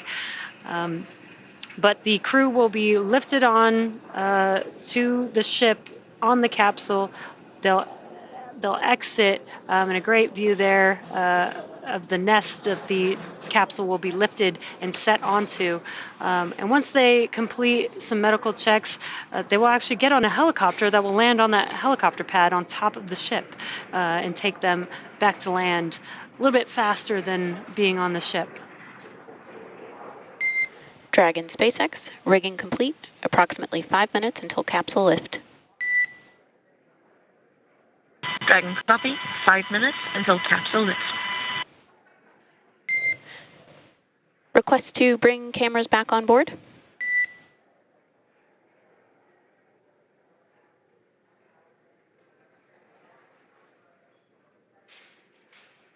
SpaceX Dragon, stand by. Copy, standing by. One other note, please be advised the ground team is working to clear the insufficient O2 for full depress caution from your board. Dragon copy.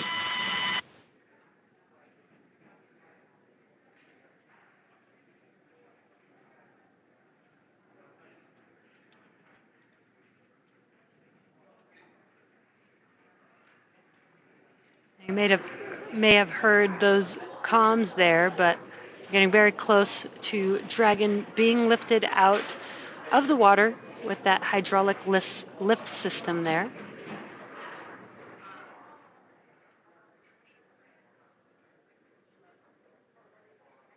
Very cool to get a chance to see this recovery vessel at work, too. There are a lot of different ground and water-based support systems that go into every launch and recovery. Brace for capsule lift.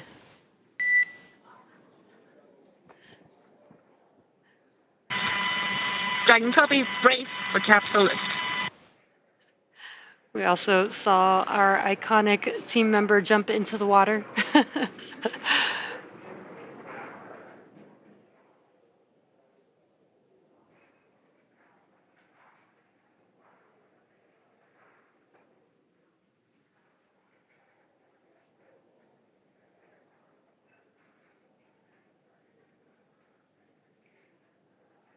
The Fram2 crew inside of the Dragon capsule being lifted out of the water and will be gently placed on that Dragon nest that you see there.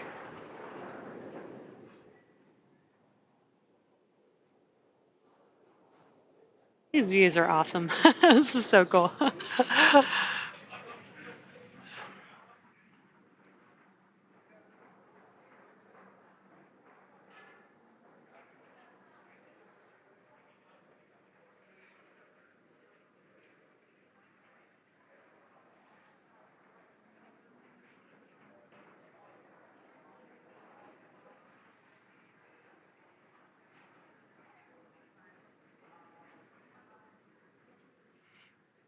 In case you are... SpaceX Dragon, still requesting to stand by on cameras internal.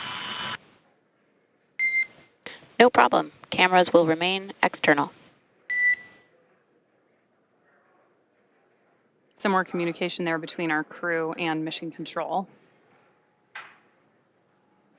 In case you joined us later in the webcast, this was our first recovery of a Dragon off the West Coast. So it'll be interesting to hear what our recovery teams have to say about the differences between operating on the West and East Coast. Typically, the West Coast water is a little bit colder, so we'll see what the fast boat crew members especially have to say about the difference. Yeah, hopefully with the warmer, sunny weather, it was a little bit warmer in the water for them. Yeah, we had beautiful days, beautiful daytime views today of Dragon's recovery. We did splash down just off the coast of Oceanside, California, but we narrowed that selection down from 3 possible landing sites along the West Coast today. And all of that was decided in part by weather, but a lot of other different variables. Dragon, go for cameras internal. Copy. Taking cameras internal.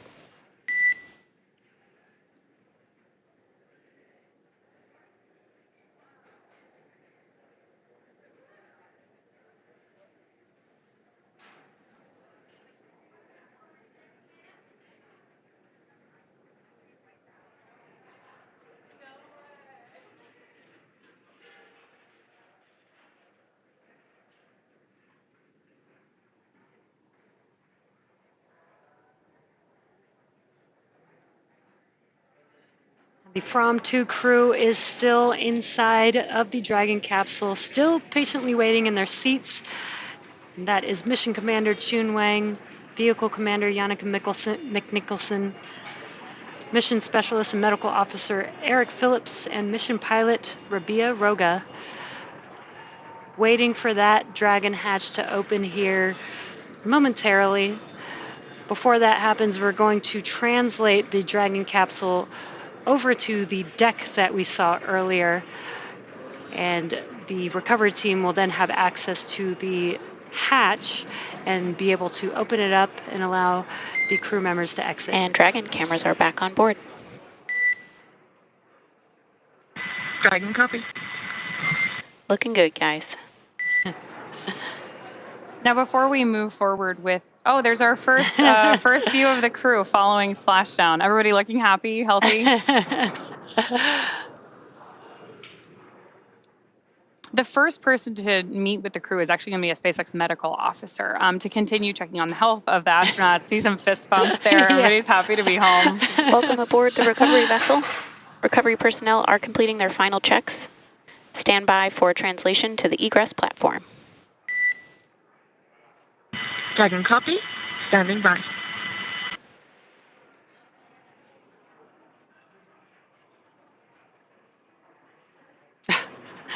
That's so awesome to see them so connected with each other and excited, holding hands as they, are completing the final steps of their mission, which is not quite over yet.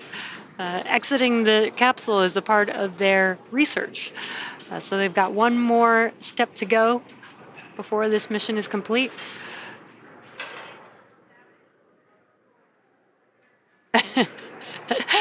Looks like Rabea is trying to experience what gravity is like again. It'd be great to hear their description of having been up in space, given the wide variety of backgrounds that they brought to this mission. Right.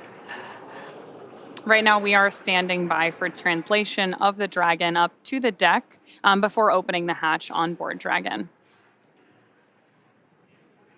Before opening the hatch, the spacecraft's cabin pressure needs to be equalized with the outside environment, so we may hear some chatter about that as well.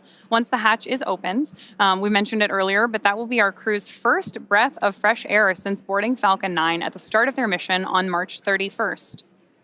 The astronauts will egress from Dragon's side hatch, pending spacecraft orientation or translation to the deck on the recovery vessel. Some more views on the left-hand side of your screen of our recovery teams interacting with the capsule, getting everything ready for that translation movement. And on the right-hand side, of course, we have the smiling faces of our Fram2s.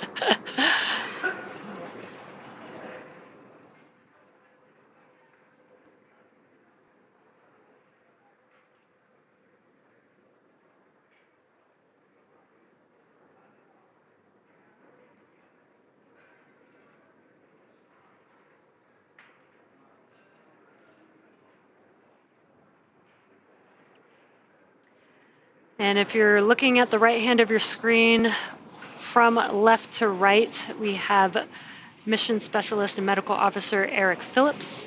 And then in the seat, maybe a little bit tired from the mission. In the seat next to him is the pilot, Rabea Rogge.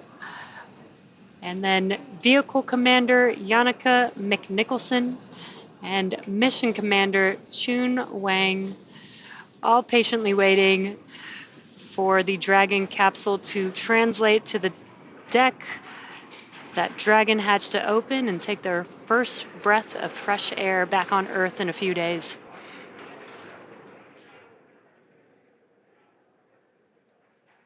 This crew completed just about 55 orbits of the Earth during their mission, passing over the poles roughly every 46.5 minutes. Yeah, and just cool to just get a different perspective of Earth in the polar orbit. No crew has ever orbited that orbit before, which is so awesome that this Fram2 crew has made history.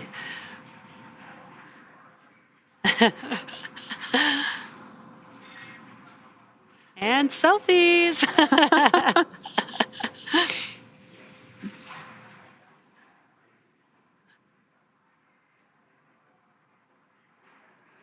And it's cool that Chun is using his phone even with his gloves on. These are gloves that are made to work with displays, and it looks like it still works with your phone. I'm excited to see that picture. Yeah, I know.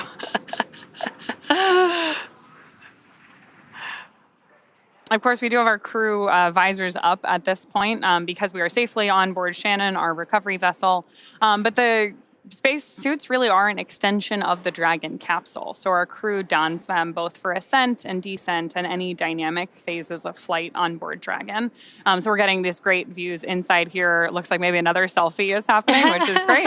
And now that visors are up, we've got great views of all of our crew faces, smiling here, happy to be home. And looks like everybody's doing really well. Yeah.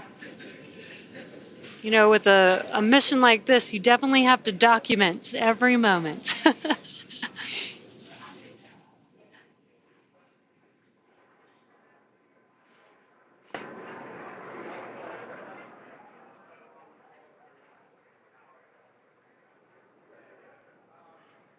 Oh, and there we're seeing great visual of Dragon beginning that translation on the nest up to the deck. There's our recovery team preparing to open up the hatch. Obviously, a medical officer standing by to greet our crew. They are going to exit Dragon unassisted today, which again is one of their final experiments as a crew here. This is unique because the crew has been operating in microgravity. So what we're testing here is their coordination and their ability to transmit, or their ability to go from that zero gravity environment back to regular gravity here on Earth while wearing their roughly 35-pound spacesuit. Right, and the reason why we're doing this type of experiment is because when we go and explore places like the moon and Mars, you might not have a recovery crew there waiting for you to help assist you. So learning and understanding, what happens to your body while you've been out in space for a while, and trying to understand, what may or may not be needed to be able to exit a spacecraft unassisted is extremely important for those type of missions in the future. Dragon SpaceX, stand by for side hatch opening and egress. Dragon copy. Standing by for side hatch opening and egress.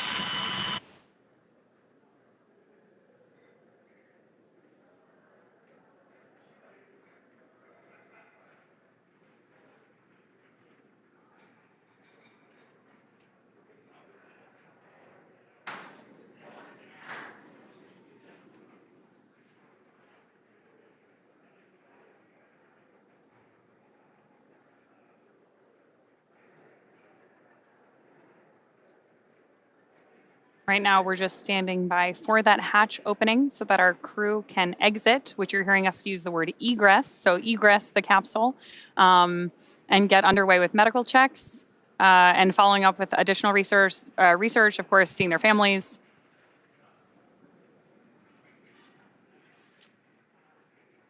And there's that hatch open.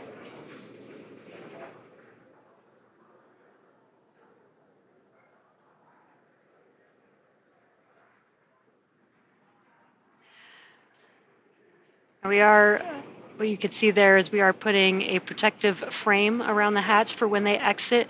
This is important to make sure that we don't damage the suits or the vehicle as they exit the capsule.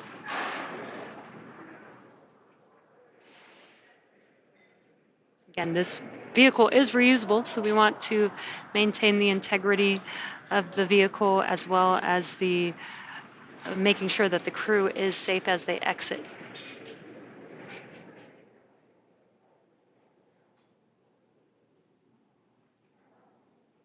And that specifically covers the seal of the hatch.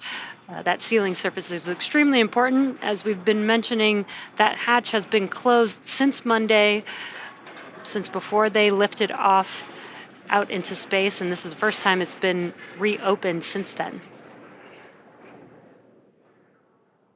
This was this capsule's fourth launch and splashdown. So to your point about keeping an eye on making sure everything stays ready for recovery and reuse, we're looking forward to flying this Dragon again.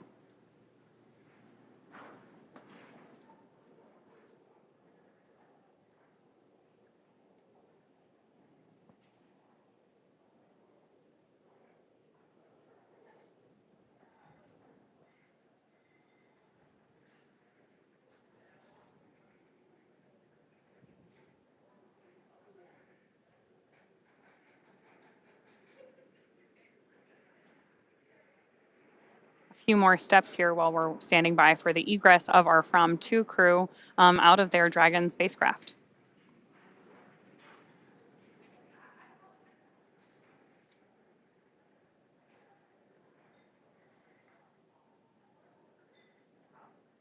If you're just now joining us, the Fram2 crew is made up of Mission Commander Chun Wang, Vehicle Commander Jannicke Mikkelsen, Mission Specialist and Medical Officer Eric Phillips, as well as Mission Pilot Rabea Rogge.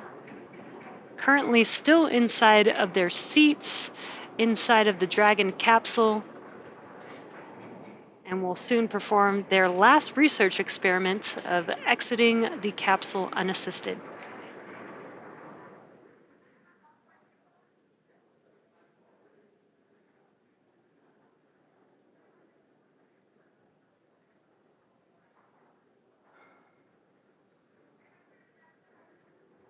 Jesse, as you mentioned, this last exit here is one of our research experiments. So we actually did just see senior scientific research engineer Marissa Rosenberg enter the capsule to talk to the crew to brief this final experiment. She's been working very closely with the crew throughout their preparation for launch on all 26 of these experiments. The SpaceX research program really is geared toward experimentation that supports long-duration spaceflight.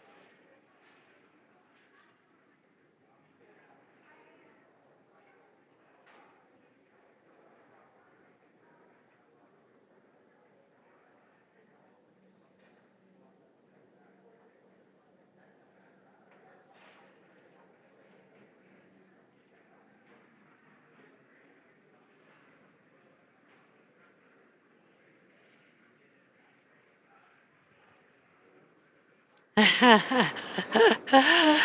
a great view of our Fram2 crew just before they exit the spacecraft. And they look very excited. They do look really happy. I think it would be hard not to be coming back from like the first polar mission, people you've known a long time, worked with before. This is a really exciting mission. Yeah, and they've done a lot of great work, a lot of research experiments, and just got to see some of the most incredible views that most people don't get to see out of the Dragon cupola during their time in space. Our commander, Chun Wang, actually said on X in one of his posts from Starlink while they were on board that this trajectory was designed for that reason. They wanted to be able to see the areas that they loved and called home, which people don't usually get to see from the orbits that we usually fly. So that's what really motivated this polar exploration mission.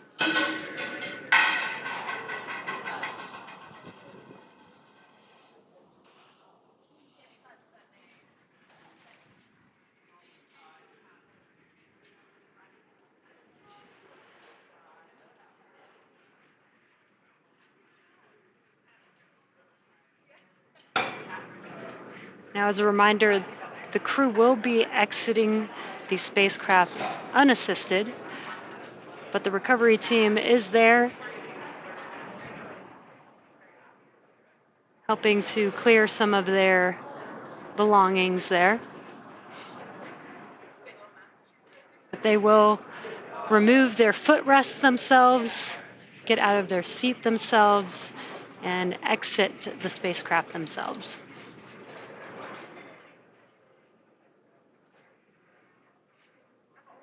On your screen closest to us is Mission Specialist and Medical Officer Eric Phillips. Next to him in the pilot seat is Mission Pilot Rabea Rogge. Looks like Rabea is the first one who's going to exit Dragon here.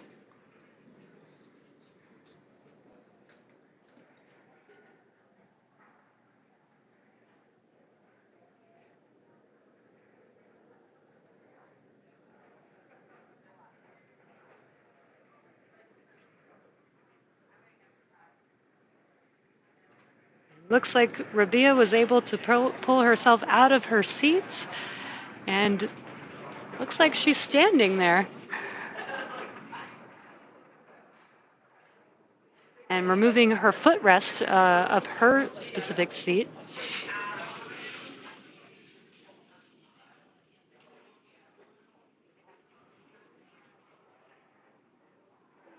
Oh, it looks like some cargo, actually.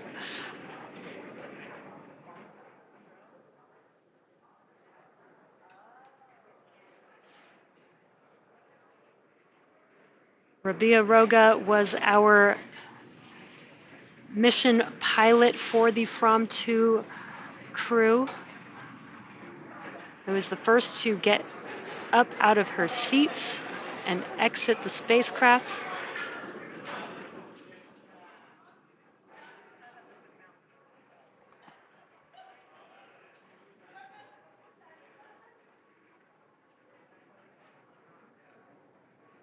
This is a really big shift for our astronauts. And there she is. She is standing and very happy and excited. Oh, that's great. Awesome. Mission pilot Rabea Rogge of the Fram2 crew.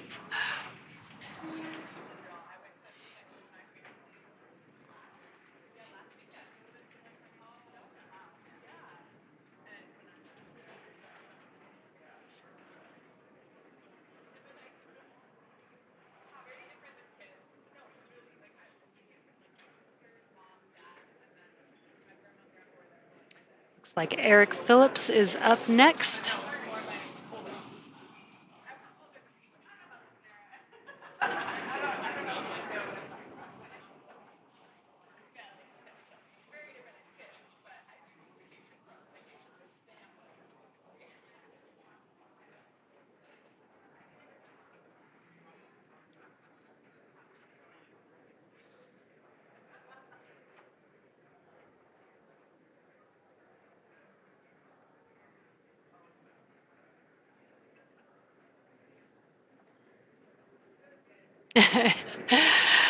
And there's Eric Phillips standing tall. All smiles exiting Dragon. This is great.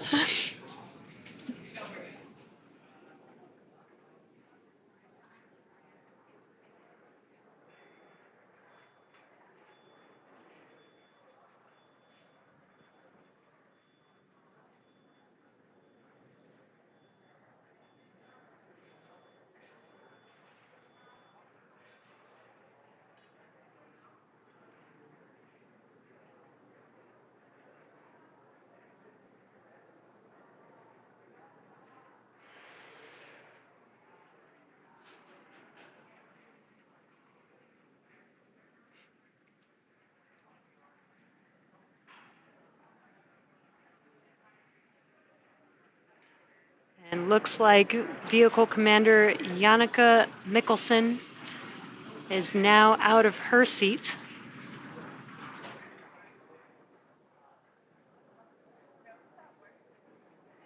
Lifting up some cargo.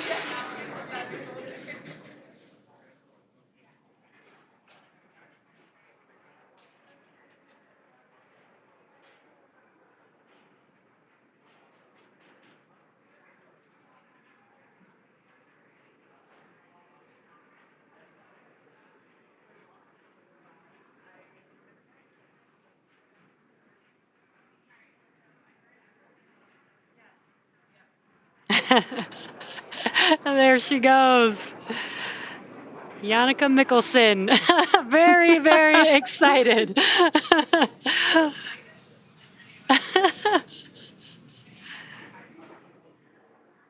And last but especially not least, Mission Commander Chun Wang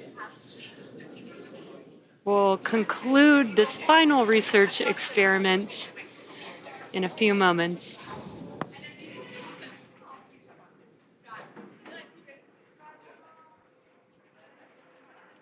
Just in case you're just joining us, the experiment that we're doing right now is watching our crew exit Dragon unassisted. The reason that's important is because when you're up in space operating in microgravity, we see some changes in bone density, muscle strength, even over a short period of time. So we're testing our crew's ability to exit the Dragon spacecraft unassisted, in no small part because in the future, either on the moon or on Mars, we may not have a recovery team there to meet our astronauts. Especially when we go for the first time.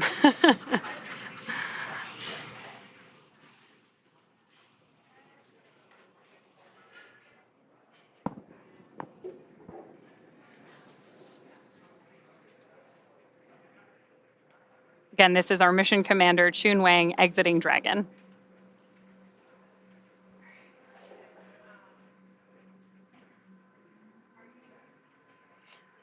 Also reaching for some cargo.